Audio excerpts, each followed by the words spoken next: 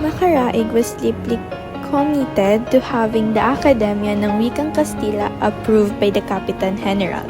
He believed that learning the Spanish language would enable Filipinos to understand the law, improve their quality of life, and free themselves from ignorance. Earlier, Macaraig had a conversation with Padre Irene about the students' petition to establish the academy. According to Padre Irene, he supported the request despite Padre Sibila's strong opposition. Padre Irene believed that allowing Filipinos to learn Spanish would benefit them, while Padre Sibila feared that educating Filipinos would make them more aware of their rights and encourage them to challenge Spanish colonial authority. With Padre Irene's support and his willingness to defend the students against those who opposed their cause, Macaraig eagerly looked forward to sharing the good news with his fellow colleagues. Macaraig, also known as the Masinop one of the group, he doesn't like beating around the bush. Straight to the point is what he is. He keeps everything neat and organized, systematic and punctual, hence earning the title, an old man trapped in a teenager's body. He is the walking mantra of, time is gold. Pecson and Juanito, on the other hand, are quite the antonym of Macaraig but synonyms of one another. The two are pretty much the Mario and Luigi of their circle. Never one without the other, they brighten every room they walk in. They may wear foolish like some kind of accessory that completes their feat, but never mistake these two for incapability. They got into one of the most prestigious schools in the country for a reason. But who endures the duo's mischievousness? Isagani is the one to us. Some may see him as the glue that holds the group together, the piece in the middle of chaos. But no, there's no peace in him. He's just in the middle of chaos. Sandoval is the one that balances the group, the perfect blend of playfulness and seriousness. The circle often relies on him in making rational and unbiased decisions during misunderstandings and petty fights. While Isagani, who may seem calm and composed, is actually worked up by Pecson and Juanito's non-stop teasing. The duo enjoy teasing Isagani as they get the reactions they are looking for from the teenager. But behind his agitated persona is a sympathetic and tender heart. If most of the boy's decisions are run by the mind, he relies on his heart. If there was a line that would summarize Isagani as a whole, it would be, let's give them the benefit of the doubt. You guys. The story of the 5 young adolescent boys unfold here as they navigate through life's twists and turns. In a society that constantly demands from them, how will their friendship weather the storm of the broken system without their youth being stolen from them?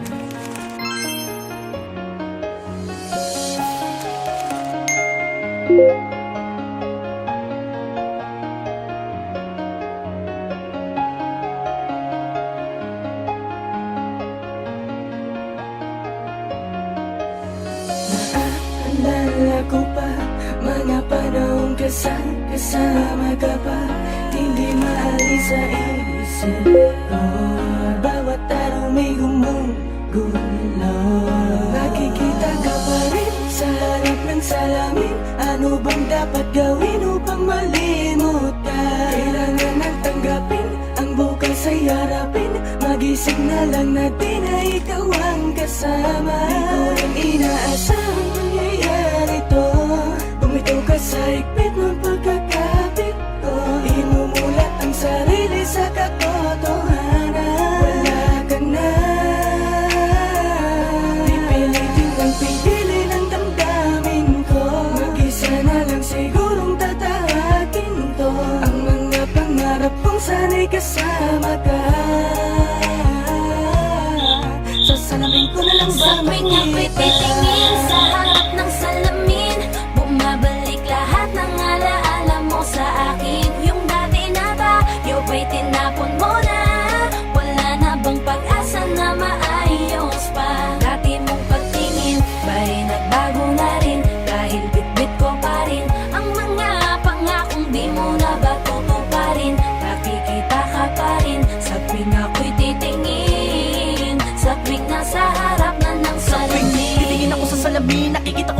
dinadalawa ko ng ating nakaraan. Binabalik tanawi, masakit matagapi ng mga kahapon di na mababalikan. Matagal-tagal na rin ang tinahak natin na daan na duloy magkasalungat. Padala-dala pa rin ang alaala natin, di ko mabitawan kahit mabigat. Ganoon na lang ba, itatako ko na ba, lilimutin ko na ba ang lahat-lahat sa'yo. Gusto ko isalba, di na maresolba, tanging ko magagawa, ititiga ka palayo. Kasabay ng pagpatak ng luha, ipaghawi sa ating mga nagdaan.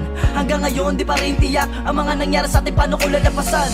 Dinaan mo sa biglaan ng iyong pagkawala, at yung tayong dalawa'y para sa'yo'y baliwala. Sadya nga ba talaga, ako'y walang halaga, kaya pag-ibig mo sa akin ay binalik sa iba. Pinipilit magitama ang bawat pagkakamali, pagbitaw mo sa akin para sa'yo ay madali. Paitang bumabalot sa peke kong mga ngiti, matamis sa tawa na sa likod nito'y hikme. Na hindi mo na kuna, hindi mo na makuha tumitig sa aking mata. Hinayaan mo na laman na walang pag-alilangan, na masayang ang lahat-lahat sa ating dalawa. At sa muli kong pagharap, sa salamin kasama ka pa rin ang akin natanaw. Paano pa makakausap palayo ko sa ating nakaraan, hindi ako makabitaw. Titingin sa harap ng salamin, bumabalik lahat ng alaala mo sa akin. Yung dati na tayo ba'y tinapon mo na? Wala na bang pag-asa na maayos pa? Dati mong pagtingin ba'y nagbago na rin? Dahil bitbit ko pa rin ang mga pangakong di mo na ba tutuparin? Nakikita ka pa rin sa tuwing ako'y titingin, sa tuwing nasa harap na ng salamin. Naalala ko pa rin ngiti mo't paglalamig. Ano bang dapat na gawin para lang alisin ka na sa aking isipan? Paano iiwasan? Lumalarawan pa rin sa'kin ang nakaraan nating dalawa.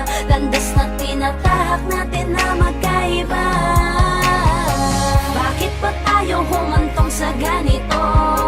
Pareho tayong bumitaw kahit hindi naman natin ginustong mangyari. Pero di na bale, alam ko namang masaya ka na sa kanya.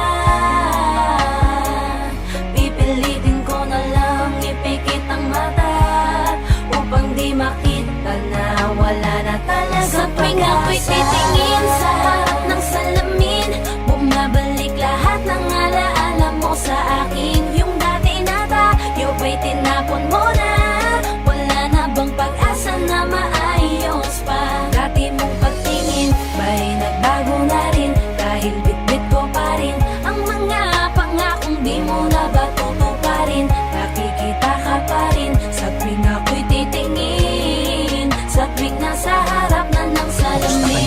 Limot mo na ba? Yung minsan na sa atin ay may nagdaan. Ako, kumukurot pa rin sa akin ang tamis ng ating mga nagdaan. Di malaktawan ang nakaraan, hindi ko makita ang hinaharap. Aminado akong ako ay nakakulong pa rin sa alaala natin kay sarap. Ang mga hirap sa isang iglap, agad napapawi ng iyong ngiti. Ngayon ay hirap na akong ibalik ang mga masayang sandali. Pinaglayo man ng landas sa mga hakbang man natin ay nag-iba. Ramdam ko pa rin na kahit papano dyan sa puso may natitirang pag-asa pa na maibalik. Alam mo naman na ako ay sabik, nadadaya ang isip, subalit ang puso'y lumalaban upang ika'y mapabalik sa aking piling. Makapiling ka lang, mahagkang ka muli sa tuwi na ako na lang pala ang nangangarap noon, kasi ikaw ay hindi na babalik. Sa dahilan na ikaw ay masaya na sa piling niya, masakit man yun di na ininda dahil ligtas kang kapiling niya. Ngunit tangan ko pa rin ang lahat ng mga alaala nagdaan sa atin sa tuwing titingin sa salamin habang pinaplano ang Sa buhay tuwing natin. ako'y titingin